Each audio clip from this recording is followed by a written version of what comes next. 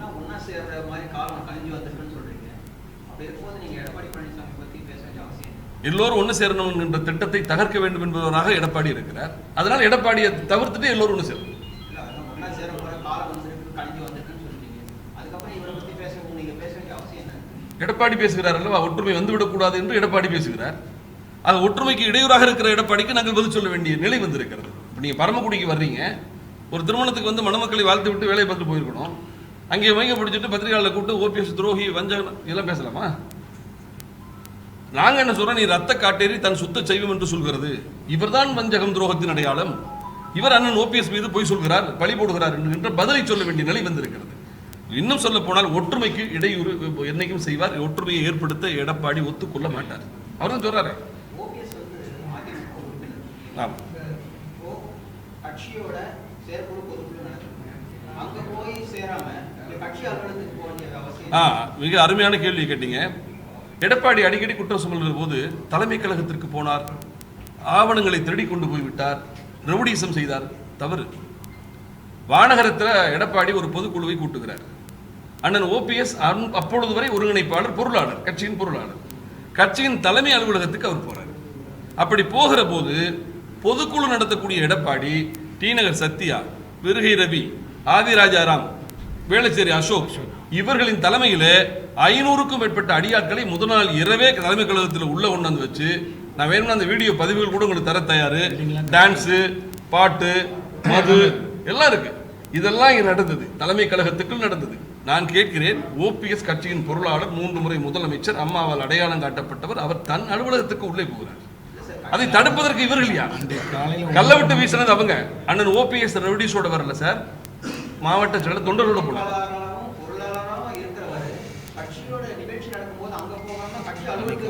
இல்ல இல்லைங்க, அந்த பொதுக்குழுவே அங்கீகாரமற்ற பொதுக்குழு. அண்ணன் ஓபிஎஸ் தான் ஒருங்கிணைப்பாளர். அவரின் தயவு இல்லாமல், அவரின் கையெழுத்து இல்லாமல் சட்டவிரோதமாக கூட்டப்பட்ட கூட்டம் என்றுதான் இன்றைக்கு வரை நாங்கள் போராடி கொண்டிருக்கோம்.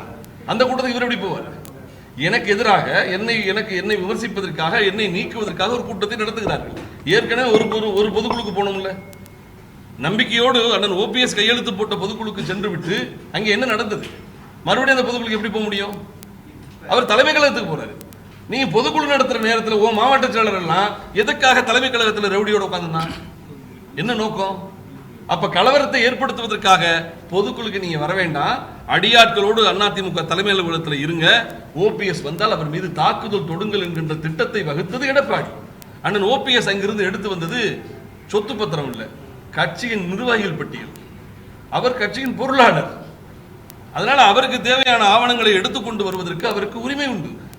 அதை திருட்டு என்று சொல்கிறார். இந்த கொள்ளையடிப்பது, ஆவணங்களை அள்ளுவது, ஆவணங்களுக்காக பல பெரும் காரியங்களை செய்கின்ற அந்த குயுக்திகளும் அந்த நரிசூழ்ச்சிகளும் அண்ணன் ஓபிஎஸ்க்கு கிடையாது. அவர் அதை செய்ய மாட்டார்.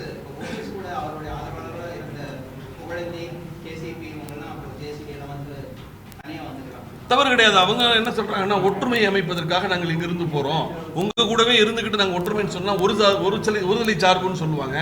அதனால நாங்கள் ஒற்றுமையை உருவாக்குவதற்காக ஒரு ஒருங்கிணைப்பு குழுவை உருவாக்குகிறோம் என்று சொல்கிறார்கள். அந்த நோக்கம் நிறைவேறினால் சந்தோஷம்.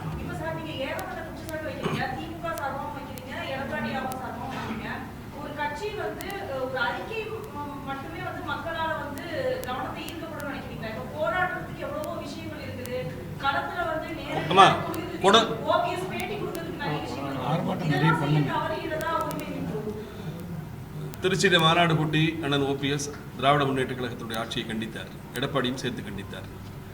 அடுத்து கண்டன ஆர்ப்பாட்டம் கொடநாடு விவகாரத்திற்காக நடத்தியது அண்ணன் ஓபிஎஸ். மாவட்ட தலைநகர் முழுவதும் நடத்தலாம். அதுக்கு பிறகு அன்றாட நிகழ்வுகளை சும்மா வெறும் வன்மத்தோடு கண்டிக்க மாட்டார். அவர் ஒரு முன்னாள் முதலமைச்சராக இருந்ததுனால ஆலோசனையிடம் சேர்த்தே சொல்வார். நீங்க பல விவகாரங்களில் பாருங்க, பல விஷயங்களை முன்கூட்டியே சொல்லி திராவிட முன்னேற்ற கழகத்தினுடைய நல்ல முடிவுகளுக்கு பக்கத்துணையாக அண்ணன் ஓபிஎஸ் உருவையில் இருந்திருக்கார். ஆக ஒரு அண்ணன் ஓபிஎஸ் அவர்களுடைய அரசியல் என்பது கொஞ்சம் மென்மையாகவும் அதே நேரத்தில் மக்கள் நலன் சார்ந்த ஆக்கப்பூர்வமான அரசியலாக இருக்கும். நடிப்பு அரசியலோ ஒப்பந்த அரசியலோ இங்கே இருக்காது. அதனால் நீங்கள் கேட்குறது நியாயமான ஒரு விஷயந்தான். பயங்கரமாக சத்தம் போட்டு சண்டை போடுற மாதிரி 2 பேர் நடிச்சுப்பாங்க. ஆனால் உண்மையாகவே அது சண்டையாக இருக்காது, அது ஒரு நாடகமாக இருக்கும். அந்த நாடக அரசியலை எடப்பாடி தரப்பும் திமுகவும் நடத்துகிறார்கள். அண்ணன் ஓபிஎஸ் பொறுத்தவரை அவர் அப்படி இல்லை. இன்னைக்கு கூட நீங்கள் பார்த்துருக்கலாம், எடப்பாடி அண்ணன் ஓபிஎஸ் குறித்து பேசியதற்கு ஒரு நீண்ட விளக்கத்தை அறிக்கையாக கொடுத்திருக்காரு. 5 பக்கம் 6 பக்கத்தில் அறிக்கை கொடுத்திருக்காரு. ஆனால் எங்களுக்கு இவ்வளவு பெரிய அவதூறுகளை சொல்கிற போது அண்ணன் பேசவில்லையே என்கிற வருத்தம் இருக்கிறது. ஆனால் எரிமலைகள் உடனே வெடிக்காது. ஆனால் வெடிக்கிற போது பெரிய சேதத்தை உருவாக்கும். அதுபோலத்தான் நான் நினைக்கிறேன். இன்றைக்கு அவருடைய அறிக்கை கூட ஒரு எரிமலையின் வெடிப்பாகத்தான் பார்க்கிறேன். நீங்கள் அவசியம் போயிட்டு அண்ணன் ஓபிஎஸ் அவருடைய 5 பக்க அறிக்கையை நீங்கள் அவசியம் படிக்கணும். எல்லோரும் அதை பெரிய அளவில் பிரசுரம் பண்ணணும். ஏன்னா அந்த அளவுக்கு வழி நிறைந்த வார்த்தைகளோடு அந்த அறிக்கையை ஒரு வாசகம் கூட உதவியாளர் கிடையாது, அண்ணன் ஓபிஎஸ்ஸே இருந்து எழுதியது. என்ன நடந்ததோ அதையெல்லாம் அவர் எழுதியிருக்கார். அதனால அவர் மீது நான் திருப்பி திருப்பி சொல்றேன், அரசியலிலே ஒரு கட்சியில் பிளவுகள் வருகிற போது வார்த்தைகள் தடித்த வார்த்தைகளும் ஒருவர் மீது ஒருவர் விமர்சன கரைகளை பூசுவதும் நடக்கும். ஆனால் அதற்கும் ஒரு எல்லை இருக்குல்ல, பொய் சொல்லக்கூடாதுல்ல. நீ என்கிட்ட ஒருங்கிணைப்பாளர் பதவிக்கு கெஞ்சின, துணை முதல்வர் பதவி கெஞ்சின இல்லை. துணை முதல்வர் பதவி என்பது அரசியல் சட்டத்திலே அங்கீகாரம் இல்லாத பதவி. அண்ணன் ஓபிஎஸ் அதை யாரிடமும் எப்பொழுதும் கெஞ்சியது கிடையாது. அன்றைக்கு இவருக்கு ஒரு பதவியை கொடுத்து துணை முதல்வர் வச்சுக்கிட்டா தான் தன் ஆட்சிக்கு அவர் என்னைக்கும் துணையாக இருப்பார்னு எடப்பாடி நினைத்தார். அதனால் பாஜகவிடம் அழுத்தம் கொடுத்து துணை முதல்வர் பதவியை ஏற்றுக்கொள்ளுங்கள் என்கின்ற வேண்டுகோளை பிரதமர் மோடி மூலமாக அண்ணன் ஓபிஎஸ் வைக்கப்பட்டது. அதனை அவர் ஏற்றுக்கொண்டார். மிக்க நன்றி.